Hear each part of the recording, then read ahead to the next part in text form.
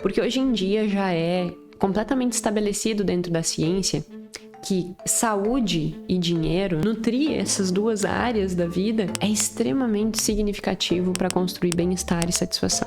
Por que nós abrimos mão disso todos os dias? Por quê? Porque precisa resistir a determinadas tentações, né? É muito mais fácil eu ficar deitada no sofá do que fazer exercício físico, comer um bolo do que eu comer um ovo. É muito mais fácil eu ir lá e comprar e aproveitar, entre aspas, a promoção, ou fazer aquela viagem, ou fazer aquela compra, do que guardar aquele dinheiro para construir segurança financeira. Entende que, num geral, é muito mais fácil fazer aquelas coisas que, no momento imediato, elas te trazem um maior nível de dopamina, de euforia, mas no longo prazo elas te afastam de uma vida que vale a pena ser vivida. E quais seriam esses pilares dentro dessa estrutura, né, de saúde e finanças? Embora nós, seres humanos, tenhamos diferenças muito evidentes, inclusive, de uma pessoa para outra, cada um viveu num contexto, cada um tem uma personalidade, cada um tem os seus próprios instintos e as suas próprias verdades absolutas, né? Então, cada pessoa tem as suas próprias especificidades, digamos assim. Mas há algumas coisas que são inerentes aos seres humanos e que boa parte de nós sempre vai ter os mesmos desejos. E há dois desejos que são unânimes na maior parte das pessoas, que é ter uma melhor saúde e ter uma melhor relação com o dinheiro. Quando se trata de ter hábitos em relação à saúde, é dormir bem, se alimentar direito, fazer exercício físico. E quando se trata de dinheiro, é gastar menos do que ganha, ou poupar regularmente, não ter dívida, pagar as contas em dia, ter uma garantia de aposentadoria, ter um seguro de saúde, enfim. São hábitos, né, que eles são hábitos simples, que as pessoas desejam ter, mas boa parte das pessoas não conseguem ter. O que será que explica essa fuga, digamos assim, de comportamentos funcionais que construíssem aquilo que boa parte de nós gostaríamos de ter, mas não conseguimos ter? Será que os hábitos relacionados à saúde, eles estão relacionados também com as finanças? Aquela frase que vem até, eu acho que do estoicismo, né? O que nós fazemos em uma área da nossa vida, nós replicamos em todas as outras, né? Então, como nós fazemos uma coisa, fazemos todas as outras. Será que isso é verdade? Será que isso é mentira? E como, então, construir e trabalhar esses hábitos de uma forma que efetivamente nós possamos alcançar isso? O que determina isso? Quais são os desafios de cada pessoa para conseguir ter uma boa saúde e uma boa relação com o dinheiro e não ficar só nessa ilusão de eu gostaria tanto disso, e aí fica só nessa eu gostaria tanto disso e não consegue concretizar, e aí ao não conseguir concretizar tem uma grande frustração, porque acha que é incapaz, acha que não dá conta, acha que falta força de vontade e acaba desistindo muitas vezes e abrindo mão exatamente de duas coisas que são muito relevantes. Então, o episódio de hoje é sobre este tema, né? É sobre esses hábitos que efetivamente pode construir uma vida diferente. São hábitos simples, mas são hábitos desafiadores de serem implementados. Por que são tão desafiadores? O que distingue uma pessoa que consegue de uma pessoa que não consegue? E quais seriam as estratégias que podem ajudar aquelas pessoas que não conseguem a mudar um pouquinho esse ciclo. Este é o nosso episódio número 170 do podcast Mais Que Finanças. Gente do céu, 170 episódios é muita coisa, né? Eu fico impressionada, assim, porque é um conteúdo que facilmente poderia ser cobrado. Eu sempre trago evidência científica com discussão prática e que é lindo de ver os comentários aí de vocês do quanto esses conteúdos por si só eles já contribuem para a mudança. E eu fico muito orgulhosa disso, porque eu tenho certeza que o conteúdo que eu disponibilizo dá acesso a pessoas que não teriam contato com esse tipo de conteúdo se não fosse por via de um podcast, de um YouTube aberto assim, né? Então, cumpre-se aí a responsabilidade que eu tenho em relação a divulgar conteúdo de excelência e gerar impacto na vida das pessoas. Mas para além do conteúdo do podcast, e se o podcast por si só, ele já gera esse grande impacto, imagina um conteúdo estruturado, pensado, metodologicamente organizado para efetivamente gerar mudança na sua vida, né? E isso é a formação em finanças comportamentais. A formação em finanças comportamentais, ela vai num nível de profundidade muito maior do que do podcast, e de uma forma metodologicamente organizada para que tu consiga fazer todo o ciclo dos 4 meses e realmente conseguir se compreender em termos de tomada de decisões financeiras, ajustar esse processo de tomada de decisão financeira com a vida que faça sentido para você e, a partir disso, construir um plano e construir um ambiente que favoreça a manutenção desse plano para que você chegue lá e consiga construir essa vida que vale a pena ser vivida, construir bem-estar financeiro. Então, a formação é desenhada para isso. Ela é lançada de 4 em 4 meses. Muitas vezes as pessoas reclamam de ouvir falar da formação aqui no podcast, mas eu me sinto, hoje em dia, muito mais confortável de fazer isso, porque eu consigo perceber, depois de 2 turmas, o impacto que a formação tem. Os alunos, inclusive, dizem, né? O podcast inspira, a formação transforma, e eu quero que tu tenha a oportunidade de transformar a tua relação com o dinheiro e transformar o teu bem-estar financeiro, não de uma forma específica e pontual, mas para a tua vida como um todo.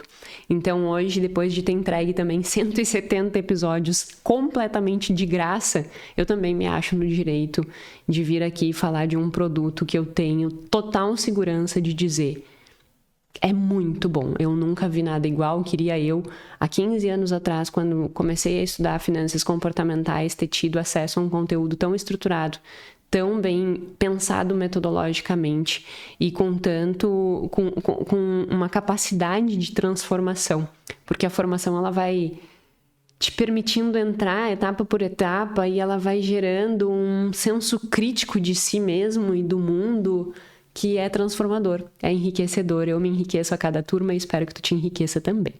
Enfim, sem mais delongas, vamos ao nosso episódio falando dos hábitos, né? E a formação ajuda muito também nessa construção dos hábitos.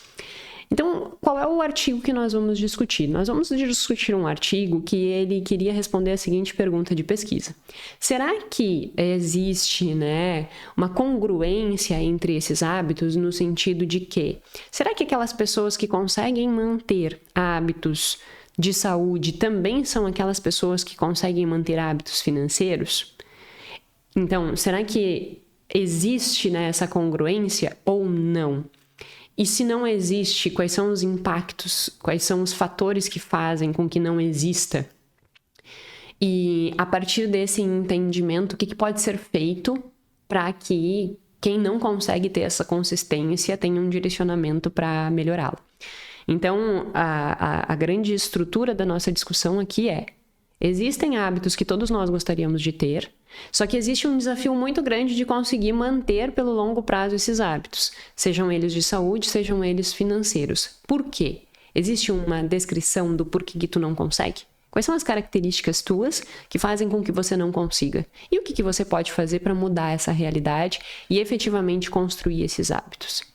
E por que isso é tão relevante? Porque é unânime. É aquela coisa, né? A vida que vale a pena ser vivida não é glamurosa. A vida que vale a pena ser vivida é aquela vida que você constantemente, todos os dias, está fazendo e sendo coerente com os teus valores e aquilo que faz sentido para você. E essas coisas, elas não têm holofotes. Dormir bem não tem holofote, comer bem não tem holofote, guardar o dinheiro e investir não tem holofote. O que tem holofote é tu sair de carro novo, é tu fazer uma viagem, postar toda a tua viagem, é tu comer num restaurante e botar a foto daquele restaurante maravilhoso. Eu lembrei que volta e meia eu e o Gui, a gente vai almoçar num restaurante aqui só por causa da sobremesa. E aí é uma sobremesa bonita, assim. Isso é, entre aspas, né, glamuroso. Agora, eu todos os dias em casa comendo meu ovo de manhã não é glamuroso. Mas o que eu faço? Eu posto também o meu tempo de qualidade. Porque não é o glamour que vai fazer construir uma vida que vale a pena ser vivida, né? É a rotina real que tu faz todos os dias. Ontem eu estava conversando com a mãe sobre esses tópicos, a mãe ainda está aqui em Floripa, que a gente teve o evento do presencial e ela veio para acompanhar o evento. E aí ontem nós estávamos conversando sobre isso na janta, assim, e ela estava dizendo, nossa, eu tô aqui pensando, tipo assim, nada contextual com o que nós estávamos falando na mesa, mas ela disse que estava pensando, nossa, eu estava pensando que daqui a pouco eu vou deitar na minha cama, quentinha, vou olhar meu filminho, ela gosta, né, de ficar olhando o filminho dela, e logo vou dormir, e amanhã de manhã eu vou acordar, vou tomar meu chimarrão com toda a paz no coração. Que vida boa, né? É assim... Tu conseguir te apegar nessas pequenas coisas que são extremamente simples e que constroem realmente uma vida boa. Sabe quando tu genuinamente pensa assim, ai, que gostoso, amanhã eu vou acordar, vou fazer meu chimarrão, vou ler meu livro. Isso é tão grandioso, isso é tão agradável, isso é tão... Ai, sabe? Que é isso que a gente tem que nutrir, só que isso não é glamuroso, então... E não tem... excesso de dopamina nisso. Portanto, as pessoas vão abrindo mão disso em prol de outras coisas, né? E aí, ao abrirem mão disso, vão abrindo mão de uma vida com maior bem-estar e satisfação. Por que abrindo mão de uma vida com maior bem-estar e satisfação? Porque hoje em dia já é completamente estabelecido dentro da ciência que saúde e dinheiro, né? Então, eu já vou falar quais são os 7 pilares de saúde que o estudo avaliou, e quais são os 7 pilares de finanças. Mas, de uma forma geral, assim, todos os estudos mostram que nutrir essas duas áreas da vida é extremamente significativo para construir bem-estar e satisfação. Bem-estar subjetivo, né? Então, afeto positivo, afeto negativo e felicidade. Que isso é unânime em todas as pesquisas, assim, que tu construir uma boa relação com o teu dinheiro e uma boa relação com a tua saúde vai fazer com que tu viva melhor. Por que nós abrimos mão disso todos os dias? Por que diariamente você abre mão disso? Por quê? Porque precisa resistir a determinadas tentações, né? Se nós formos pensar, é muito mais fácil eu ficar deitado no sofá do que fazer exercício físico. É muito mais fácil eu comer um bolo do que eu comer um ovo. É muito mais fácil eu comer um pãozinho pela manhã do que eu precisar preparar alguma coisa mais saudável. É muito mais fácil eu ir lá e comprar e aproveitar, entre aspas, a promoção, ou fazer aquela viagem, ou fazer aquela compra, do que guardar aquele dinheiro para construir segurança financeira. Entende que, num geral, é muito mais fácil fazer aquelas coisas que, no momento imediato, elas te trazem um maior nível de dopamina, de euforia, mas no longo prazo elas te afastam de uma vida que vale a pena ser vivida. E quais seriam esses pilares dentro dessa estrutura, né, de saúde e finanças? E aí eu quero que você analise como que você está. Que eu vou dizer os 7 tópicos de saúde, os 7 tópicos de finanças, e depois nós vamos adentrar diretamente no aspecto que o artigo traz, que é, ok, existem esses tópicos, mas será que as pessoas conseguem junto cuidar da saúde e do dinheiro? Ou junto elas fracassam na saúde e no dinheiro? Ou tem um que puxa e outro que puxa?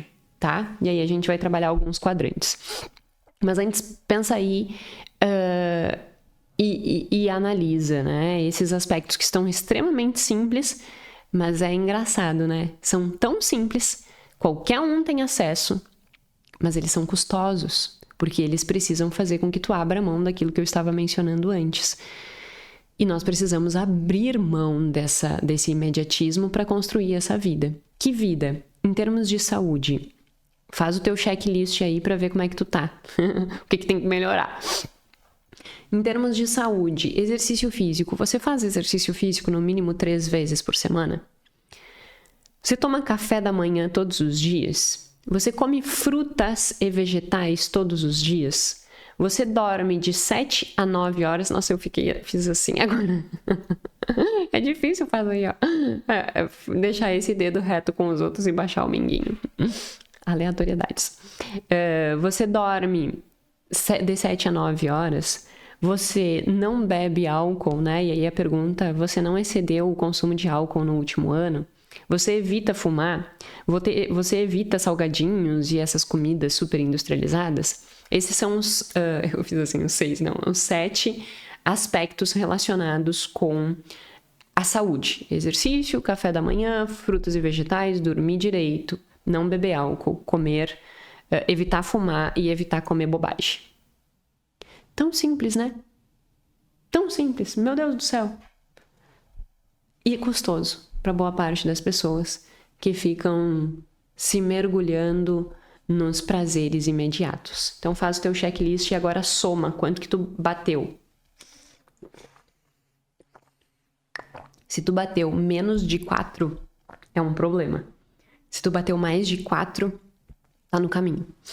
O ideal é quanto mais melhor, obviamente. Nas finanças, como que estão as contas da família? Não tem contas em atraso na família? As tuas contas pessoais, como que estão?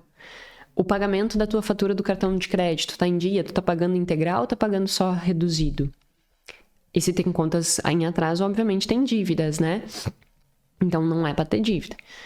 Tu tem o hábito de poupar, economizar regularmente? Tu pensa na tua aposentadoria e faz as contribuições regulares para que tu consiga ter uma aposentadoria mais bem estruturada? Tu tem um seguro de saúde, né? Um plano de saúde? Tu evita jogos de azar? Se tu tem esses 7, tu tá bem em termos de hábitos financeiros. Se você não tem esses 7, você não está bem em hábitos financeiros. No sentido de que quanto maior, melhor, e acima de 4 eles já estão considerando que é positivo. Eu leio essas coisas, né, essas caracterizações e categorias que os estudos colocam e eu olho e digo assim, a minha vida é muito boa mesmo. A gente tem que aprender a desfrutar mais dessas coisas, sabe? E isso não é uma coisa que nós automaticamente temos.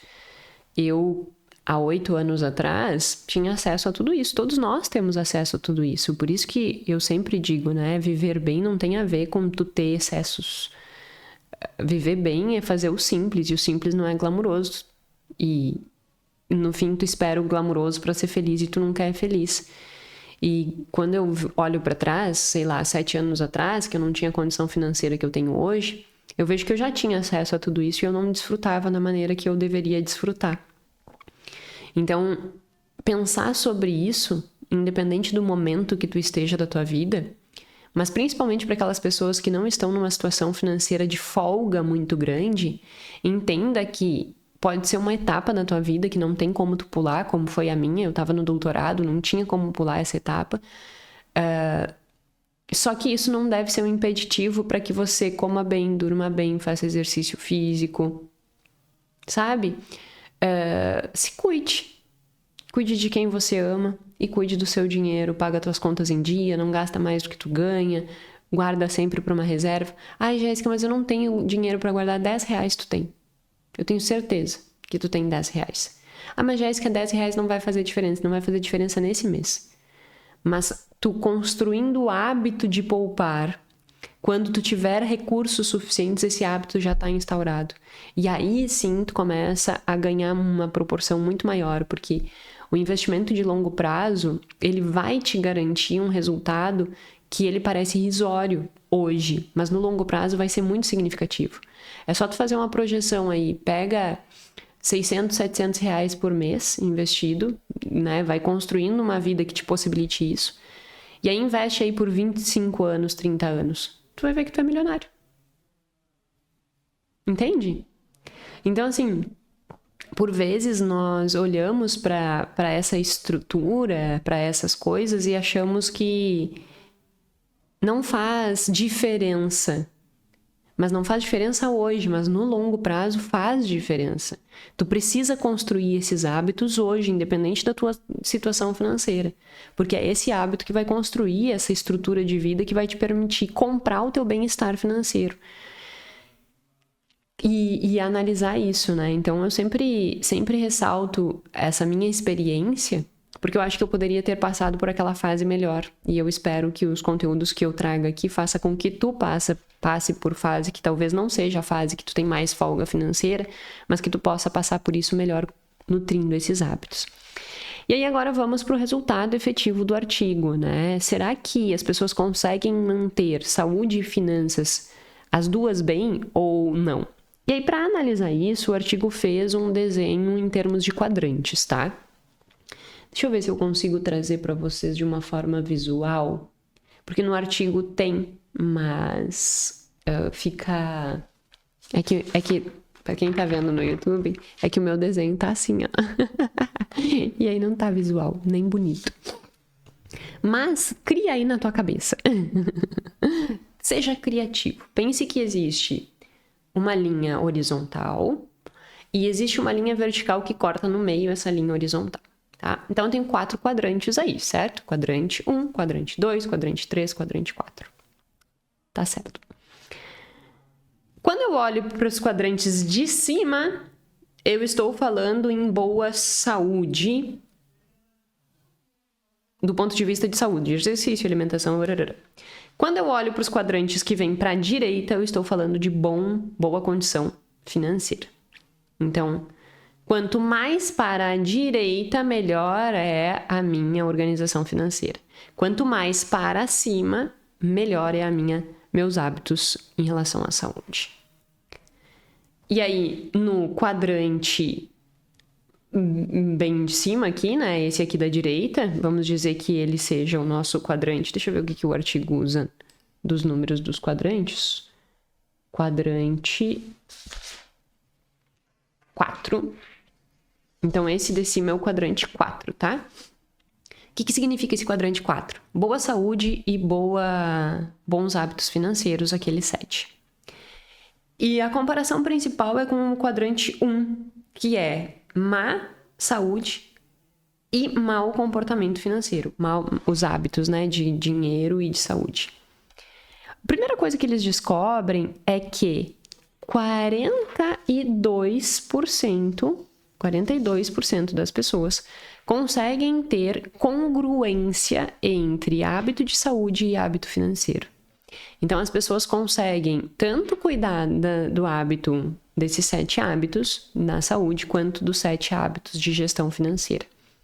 E 16% não conseguem com nenhum dos dois. Não consegue nem na saúde, nem do dinheiro. E o restante que sobra, que é, vamos calcular, que eu já fui proibida de fazer cálculo de cabeça, eu erro todos, então é melhor evitar. Então, nós temos num total 58% da amostra que é congruente, seja para o bem ou para o mal, sendo que a congruência é maior para o bem do que para o mal. Por quê, né? Porque 42% tem bom hábito financeiro e bom hábito de saúde, e 42% se divide entre o bom com a saúde, mas mal com dinheiro, bom com dinheiro, mas mal com a saúde, que é no quadrante de baixo. Então, essa é a estrutura, né? 42% não tem congruência, 58% tem congruência. Ou seja, muito próximo, né? É quase meio a meio. A existência da congruência e a não existência da congruência. O que explica isso? Quais são as variáveis que vão explicar por que existe essa congruência?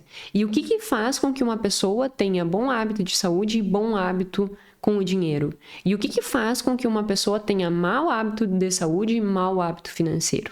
É isso que o estudo foi explorar, com diversas variáveis que eu julgo que permitem com que nós mesmos possamos fazer uma autoanálise dos nossos perfis e entendendo por que por vezes existem essas incongruências e que você consegue ir modelando elas para melhorar, tá? Então vamos primeiro entender quais são as características de quem tem má saúde e má gestão financeira. O que o estudo nos mostra? Essas pessoas, elas também têm uma pior saúde física autoavaliada, então elas acham que ela tem mais dor, ela acha que ela tem mais problema de saúde, ela acha que, sabe assim, aquelas pessoas que tu conversa e ela fica, ai, minha vida tá um caos, tá horrível, isso e aquilo, então ela se vê pior do ponto de vista de saúde física, ela se vê pior do ponto de saúde mental, ela tem menor satisfação global de vida, ela tem menor prosperidade financeira, e ela tem mais obesidade. 29% das pessoas neste quadrante possuem obesidade. Comparada com o quadrante de boa saúde e bom dinheiro, a obesidade é 17%. Aqui é 29%. Então, uma diferença bem significativa. Então, olha que interessante, né? Eu estar no quadrante que não cuida da saúde, que não cuida do dinheiro, é um preditivo para que eu tenha maior obesidade, para que eu tenha menor satisfação com a minha vida, para que eu tenha uma pior percepção sobre a minha saúde mental, uma pior percepção sobre a minha saúde física. Percebe o quão danoso é para a vida como um todo não cuidar do dinheiro e da saúde? Quando eu falo saúde, lembrando, né? Eu estou me referindo àquelas 7 variáveis que o artigo envolve. Exercício, café da manhã, frutas e vegetais, dormir de 7 a 9 horas, não consumir álcool em excesso, evitar fumar e evitar salgadinhos e comida ultraprocessadas. O que isso nos deixa claro, né? Que é uma grande ilusão as pessoas acharem que ficarem se mimando, ficar se permitindo fazer coisas como comer mal, não fazer exercício físico, ficar horas e horas na frente da televisão, não dormir direito, pagar as contas em atraso, comprar o que não pode, não pagar o cartão de crédito, não investir para reserva. Que é uma grande ilusão achar que, na realidade, essas coisas são as coisas chatas da vida. Sabe que por muito tempo, e eu ainda tenho que me policiar para não me dizer que eu sou uma pessoa chata. Porque por muito tempo eu achei que eu era uma pessoa chata. Eu até falei sobre isso no presencial da formação. Sabe aquela coisa do tipo assim, poxa, que pessoa chata. Chega de noite, ela não sai de casa porque 9 horas tem que estar na cama. Vai numa festa, ela não come fritura. Então, se tem um monte de salgadinho, ela não vai comer a maior parte das coisas. Se vai fazer uma festa com sei lá eu quem, ela não bebe. Se vai, durante muito tempo, né, pensar em fazer uma viagem ou adquirir alguma coisa, ela diz que não porque ela tem outras prioridades. Eu sempre fui essa pessoa. E por muito tempo, eu olhava para isso e dizia assim, putz, eu sou uma pessoa chata. Eu sou uma pessoa difícil de conviver, porque eu sou uma pessoa chata.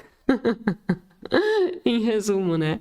E isso, inclusive, foi um desafio para eu entrar na internet, porque eu ficava pensando assim, eu sou muito chata. Como é que as pessoas vão querer me escutar? Ninguém vai querer me escutar, porque eu sou chata. E aí, hoje, com maior nível de maturidade, com maior nível de estudo, com maior nível de compreensão sobre o que efetivamente torna uma vida boa, eu olho pra minha chatice e digo, que orgulho da minha chatice. Que orgulho de ter sido honesta comigo mesma e não ter deixado de ser, entre aspas, a chata. Que bom que eu fui taxada de chata a vida inteira. Que bom que eu fui taxada de fresca a vida inteira. Nunca aconteceu comigo, porque nem nas festas eu ia, né? Mas quantas vezes, assim, a depender da turma que tu tá, e o Gui sempre conta de um colega dele que fumava, e era muito honesto nesse sentido, né? De olhar e dizer assim, não fuma, cara, não fuma. Eu fumo, mas isso aqui é uma merda, né? Não posso falar nome feio. Que isso também é muito ruim, muito feio, ficar falando nome feio. Mas ele dizia assim, não entrem nessa, que isso aqui é uma grande porcaria. Mas o quão raro é tu ver um jovem que olha e diz assim, isso aqui é uma grande porcaria. A maioria dos jovens vai olhar e dizer assim, deixa de ser fresco, pelo amor de Deus, o que vai te fazer um cigarro? E aí começa ali a porta de entrada para tantas outras coisas, né? Então, essa chatice, ela me garantiu eu ter a condição de olhar para esses 14 fatores, juntando saúde e dinheiro, e eu gabaritar eles. Puxa, que orgulho, sabe? Eu faço exercício mais de 3 vezes por semana, ou 3 vezes, a depender. Hoje em dia eu tô fazendo 5. Eu tomo café da manhã todos os dias organizado. Eu como frutos e vegetais todos os dias. Eu durmo mais de 7 horas e menos de 9. Eu não bebo álcool em nada, numa gota de álcool. Eu não fumo, nunca fumei. Eu não como bobagem. Eu pago minhas contas em dia, tanto minha quanto da minha família. Eu pago meu cartão de crédito, que na realidade eu nem uso quase o cartão de crédito. Eu tenho o hábito de poupar, eu cuido da minha aposentadoria, eu tenho plano de saúde, eu não jogo jogo do azar. Poxa! Por isso que Eu chamo os alunos da formação de ETs, né? Porque pro senso comum, uma vida assim é uma vida chata. Puxa, que massa a gente viver uma vida chata, hein? E que seja você mais um integrante da nossa nave de ETs que vive essa vida chata maravilhosa. Porque olha quantos benefícios existe. E aí agora vamos olhar para esses benefícios, né? Quais são as características dessas 42 pessoas que conseguem ser congruentes com boa saúde e boa gestão financeira? Olha que interessante, isso no quadrante 4, tá? Boa saúde e boas finanças. A pessoa tem maior satisfação com a sua saúde física. Ela tem maior satisfação com a sua saúde emocional. Maior satisfação com as suas finanças, maior satisfação com a sua vida como um todo. Ela tem menor nível de obesidade, 17% do público aqui tem obesidade contra 29% no outro. Ela tem maior prosperidade, ou seja, ela tem uma melhor condição financeira. Ela tem maior locus de controle interno, ou seja, ela é uma pessoa que ela não fica querendo justificar os seus fracassos por causa dos outros, por causa do contexto, por causa da economia. Ela olha para ela e diz: qual é a minha responsabilidade aqui? O que estiver ao meu alcance, da minha responsabilidade, eu vou ser o responsável por dar conta disso. Não interessa o contexto, eu vou fazer a minha parte. Eu já falei sobre isso aqui em outros episódios. Então, ela tem muito locus de controle interno, o que depende de mim, o que é minha responsabilidade, qual é a minha autorresponsabilidade.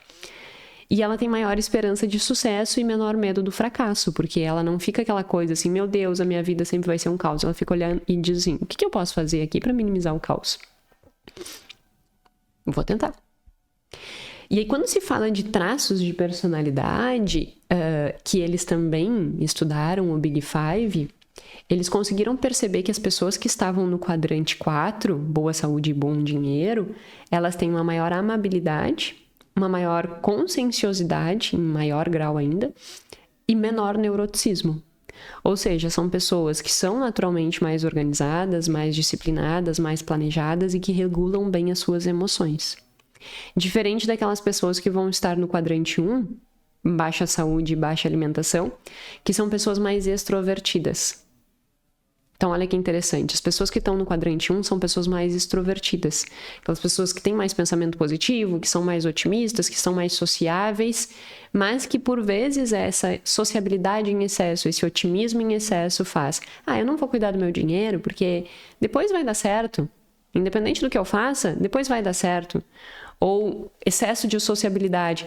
Eu preciso beber com meus amigos, eu preciso fumar com meus amigos, eu preciso ir nas festas, eu preciso comer o que tem à disposição. Não interessa se eu vou dormir mal, depois eu resolvo isso aí. Então, o excesso de extroversão, esse excesso de euforia, esse excesso de excitação, né? Por vezes ele pode ser danoso, exatamente porque vai fazendo com que tu abra mão desses pilares da vida que vão construir uma vida significativa. E esses pilares também têm a ver com dinheiro nesse sentido, porque os extrovertidos, como você já vai ver na aula de amanhã do workshop, e eu estou adiantando, os extrovertidos eles também têm uma maior dificuldade de gestão financeira. E aqui nesse artigo já é posto isso, mas amanhã na aula eu vou deixar ainda mais explícito esse detalhamento. Então é muito interessante nós olharmos esses perfis, né? Qual é o perfil do grupo que tende a fazer os dois e qual é o perfil do grupo que tende a não fazer os dois.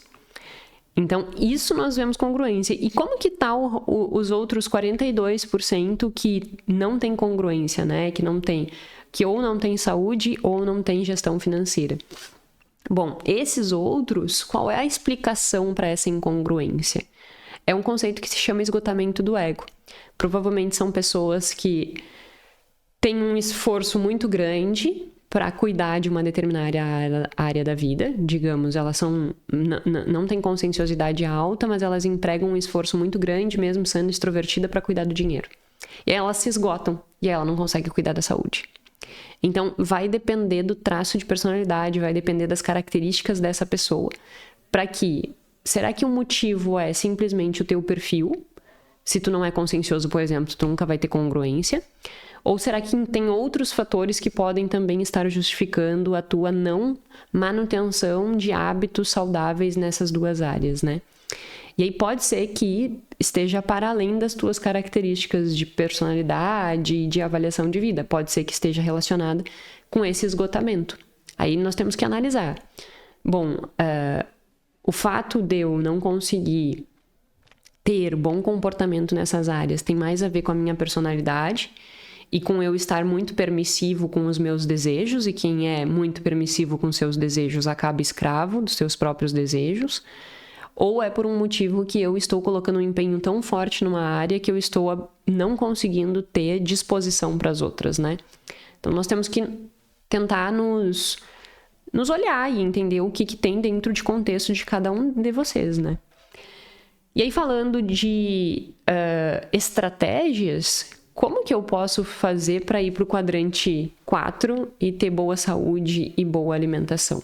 Bom, se tu tá no quadrante 1, tem alta extroversão, baixo locus de controle, não cuida da saúde, não cuida... o que o estudo sugere, e ele não testa essas intervenções, ele só discute, é que para essas pessoas que estão no quadrante 1, daqui a pouco é interessante ter reforços sociais. Então, daqui a pouco, para esse público, é interessante ter grupo de ajuda, de discussões, que tu possa ter uma comunidade ativa, que te incentive a essa mudança comportamental. Então, é como se tivesse rede, né, social de saliência, em que, às vezes, tu diz assim, não vou beber. E aí, ao invés de ter aquele amigo que olha pra ti e diz assim, deixa de ser chato, é um amigo que vai olhar pra ti e dizer assim, poxa, que massa, eu também não vou, sabe? Então, tentar no teu ambiente comprar aliados positivos para que com esses aliados tu consegue ir fortalecendo essa estrutura e bancando ela por um longo tempo. Quando tu consegue bancar ela por um longo tempo, tu consegue ir alicerçando ela na tua vida. E aí, se tu conseguir fazer isso, isso se torna um hábito. Só que para isso tu precisa de tempo. Nós temos estudos que mostram, né, que a criação de um hábito, a depender da complexidade dele, pode levar até mais de 250 dias para ser estabelecido.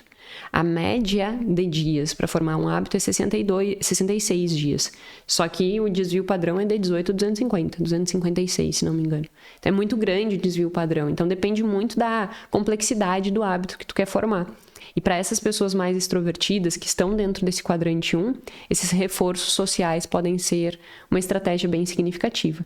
Outra é ferramentas de controle de impulsividade. Então olhar para o teu ambiente, entender o que tu pode fazer no teu ambiente para minimizar os riscos de você não conseguir cumprir com isso.